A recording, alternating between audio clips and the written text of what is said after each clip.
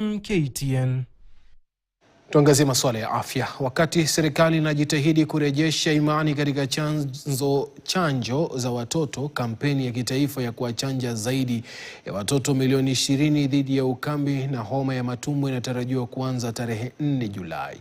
Kulingana na mkurugenzi mkuu wa afya Dr. Patrick Amoth, Wizara ya Afya imelipa deni la shilingi bilioni 1.6 kwa shirika la chanjo la Gavi na kufanya malipo mengine ya shilingi bilioni 1.9 ili kupata chanjo mpya. Pamoja na hilo, maafisa wa afya wanasema kwamba utoaji wa dozi ya pili ya chanjo ya ukambi bado upo chini na kampeni hii ni muhimu katika kuepuka mlipuko. 100,000 cases annually in Kenya, and it disproportionately affects our most vulnerable children, those living in informal settlements and communities without clean water and sanitation. We call on parents and caregivers, bring your children for vaccination. We call on schools heads and religious leaders, open your gates and hearts.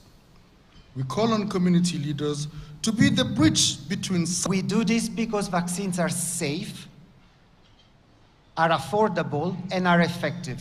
So if we want children to play, to thrive, to learn, to smile, this is a very simple asset we can all bring.